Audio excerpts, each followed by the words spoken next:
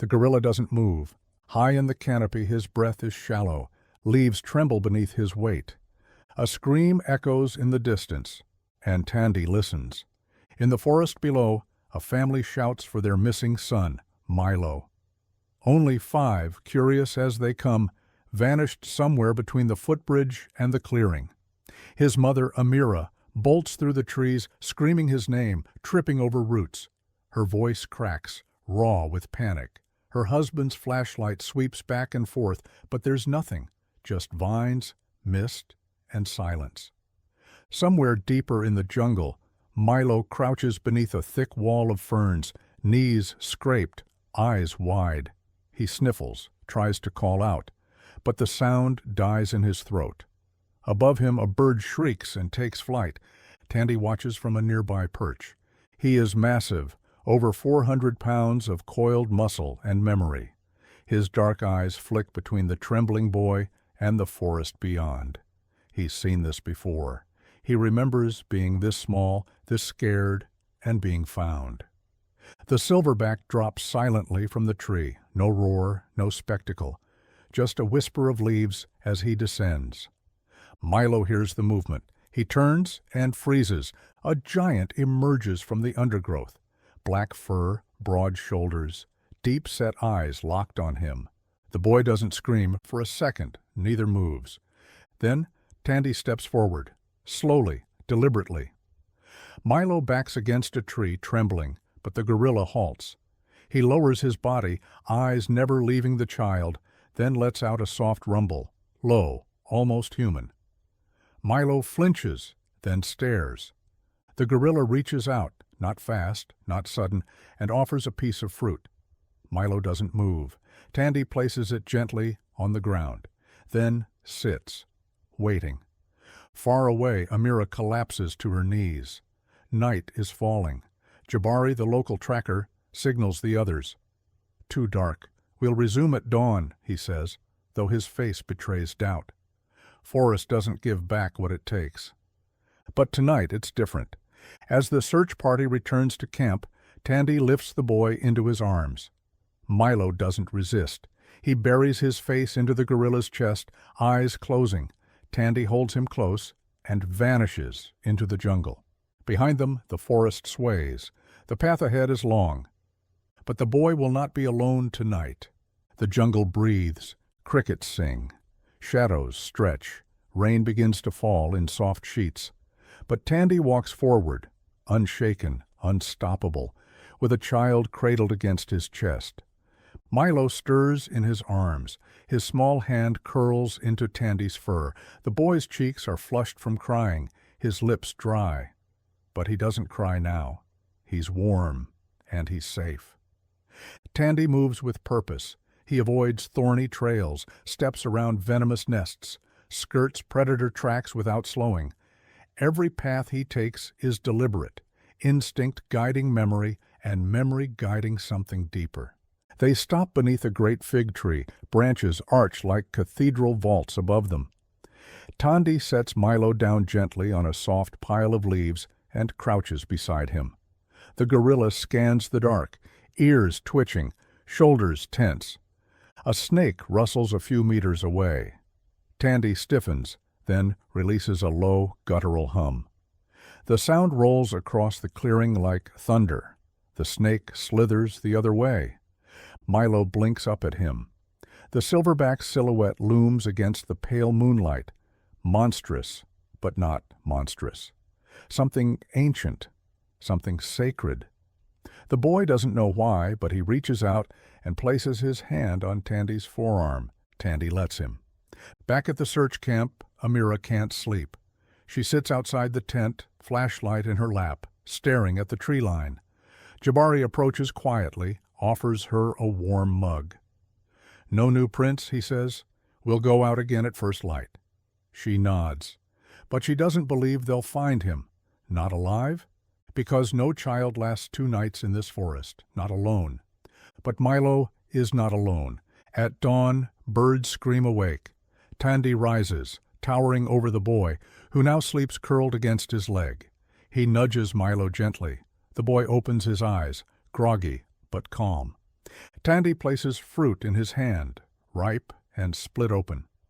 Milo bites it eagerly. Juice runs down his chin. Tandy watches him eat, then lumbers away to find water. He cracks a bamboo stalk and lets the liquid trickle into a hollow. When he returns, Milo is watching him. Not scared, just watching. And when Tandy sits, Milo scoots closer. They walk again. Tandy carries him when his legs tire. When Milo points toward a sound, distant goats, human laughter, smoke, Tandy stops. He hears it too.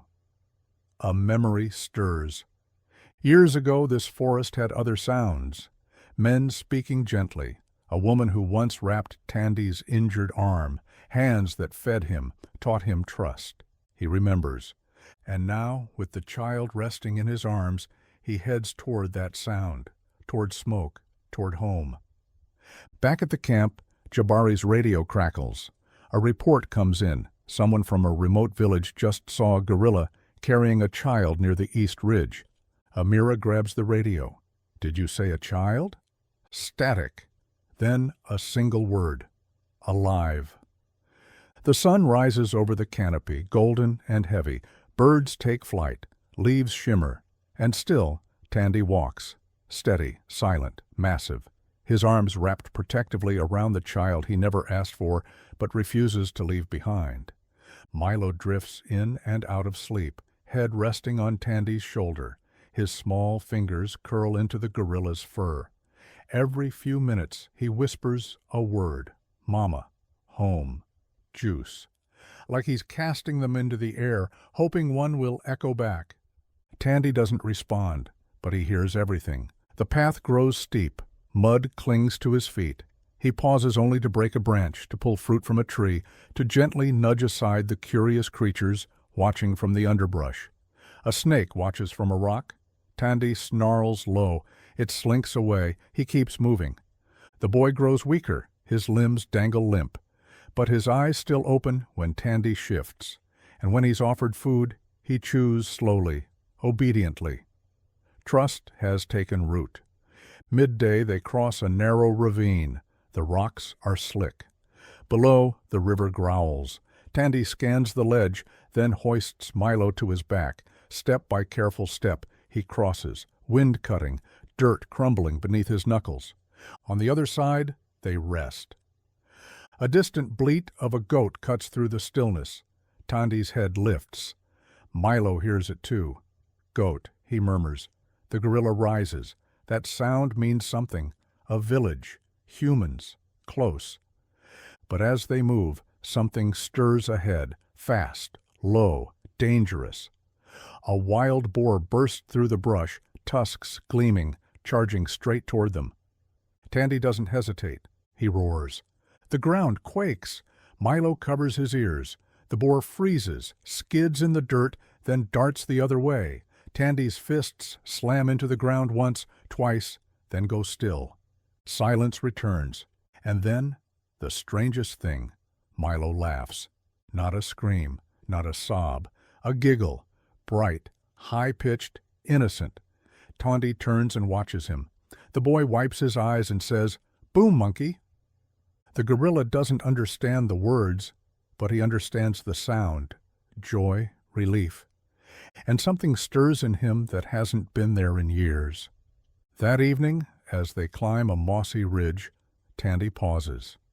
Below them, rooftops, smoke curling from huts, distant voices, chickens, dogs, humans.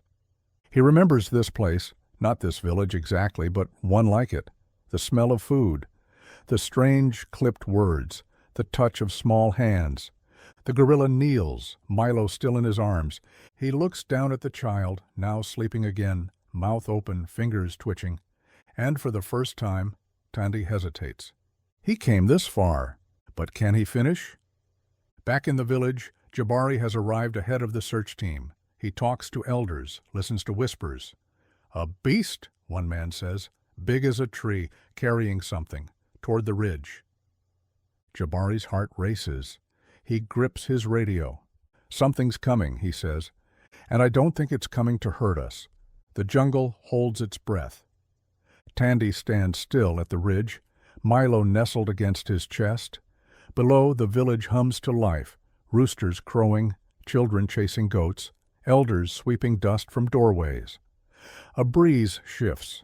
It carries the scent of cooking fires and something else, humans. Tandy steps forward. He moves slowly, deliberately, like each footfall is a question. The forest watches him. Birds go silent. Trees seem to lean in. And with each step down the slope, the silverback's breathing deepens. In the village, Jabari squints toward the ridge. "There," he says, pointing. Figures begin to gather. A ripple moves through the crowd. Something's coming. A child screams. Heads turn, and then the trees part. Tandy emerges from the jungle, massive, glistening with sweat, arms cradling a motionless form. A gasp rolls through the crowd. Dogs bark and cower. Mothers clutch their children. A man raises a machete, but Jabari stops him. "Don't," he says. "Wait." The silverback says nothing. He walks forward, slow and steady, toward the edge of the open square. Closer now. Closer! Then he stops. Just 10 feet from the villagers, he kneels. He lowers the boy gently onto the packed dirt. Milo's head rolls slightly, but he's breathing. His chest rises and falls. Dust clings to his cheeks, but he's whole. The crowd stares. Tandy does not growl, does not roar. He simply looks up, straight at the woman now pushing through the crowd with wide, broken eyes. "Milo?" Amira drops to her knees. She scoops him into her arms, tears falling, hands frantically checking for wounds. "Milo, baby, wake up!" The boy stirs. His eyes flutter open. "Mama," he whispers. She breaks. Behind her, Jabari steps forward cautiously, slowly lowering to one knee, arms spread, non-threatening.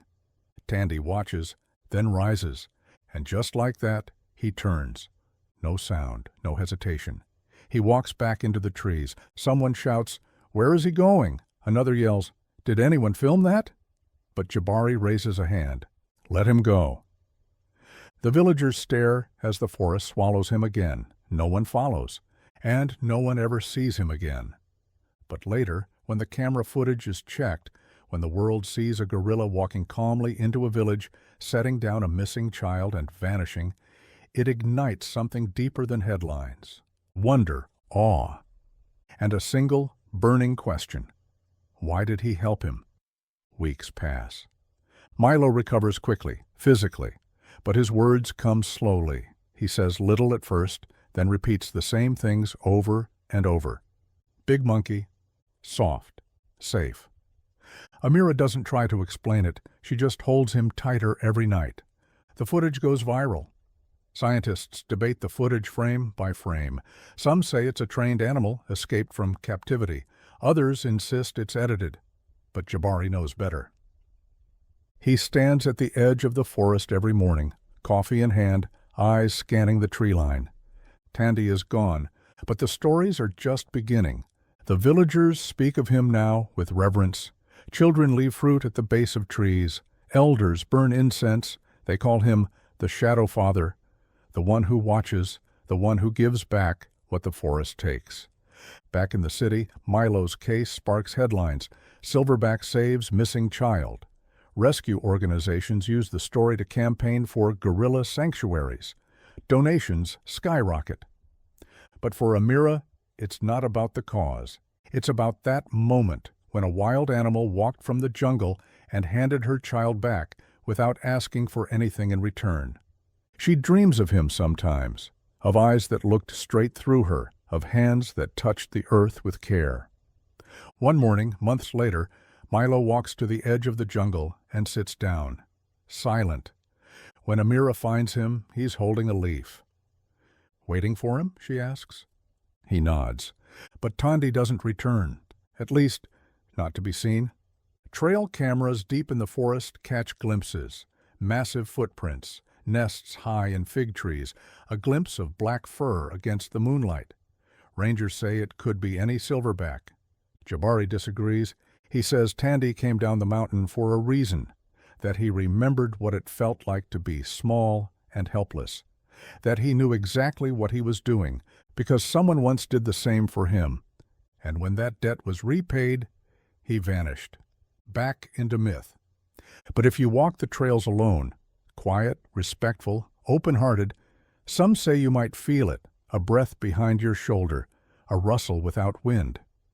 And if you leave something behind, a glove, a doll, a trail of breadcrumbs, sometimes, not always, it comes back the next day, clean, untouched, returned, as if the jungle remembered who it belonged to. Some stories don't need words, a rescue without a roar, a bond formed in silence. He didn't wait for thanks. He didn't stay for the cameras. He just did what no one expected and disappeared into the leaves. But in one act of protection, he reminded the world of something we forgot. That love doesn't need a language. If this story moved you, don't forget to like, subscribe, and share it with someone who believes in second chances across any species. What would you have done if you saw him? Drop your thoughts in the comments. We read every one.